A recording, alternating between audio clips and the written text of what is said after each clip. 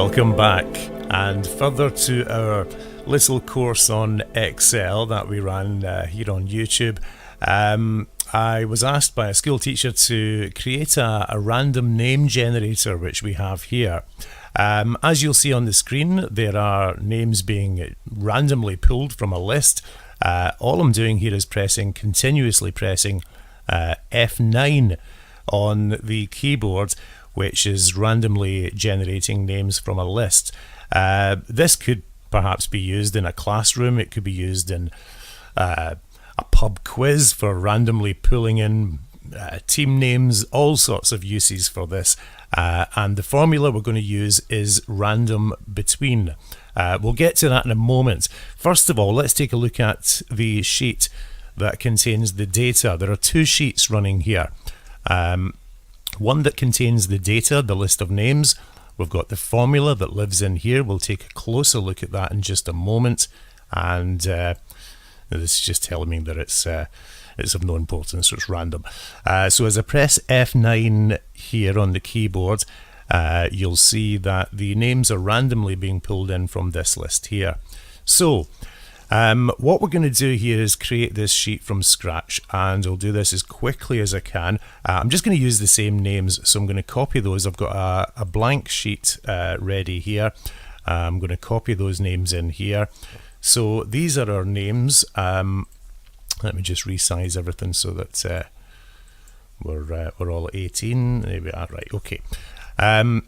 Across here, we're just going to put in, we're just merging center here.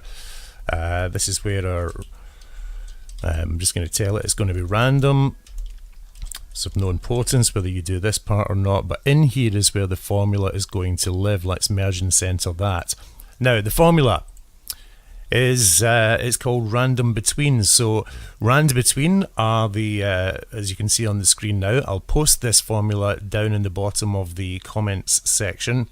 That way you can simply copy and paste it. But of course, if you are going to do that, you'll have to make some slight adjustments, which we'll cover in just a moment. So let's do that. Let's take this formula straight in from this Word document. I have this cell selected here, and up in the formula bar, we're going to paste that in and hit enter on the keyboard. And already that's got to work. As I press F9 on the keyboard, it's randomly selecting one of the names from our list of 15 names.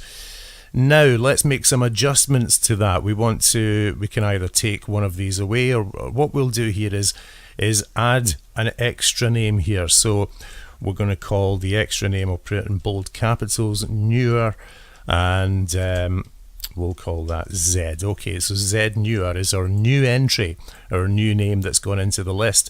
As I press F9, it's not going to look for that because it's not in the formula. The formula is not looking for that name. We have to adjust the formula. So we select the cell that the formula lives in, and you can see up at the top here the index. It's going to index from 1 to 15 and randomly select between 1 and 15. So all we have to change, because we've added one, if you're taking one of these away, just reverse this. We're going to change the 15 up here to a 16, and in here we're going to change this 15 to 16 as well. Hit enter on the keyboard, and if I press F9, this is random, so this might take some time. We're looking for newer to appear in this list, and this could take a while because it's, there we are. So it's completely randomly selecting one of these names from our list now of 16.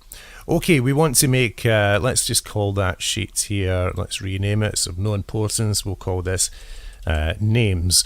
Okay, we're going to make a new sheet down the bottom here, and in here we'll make a section in the center here, merge and center, and all we're going to do here is hit equals, and with that we click over onto the other sheet, hit the one that the formula and the results are living in, hit enter on the keyboard, and here we are. This name will now display on our display screen.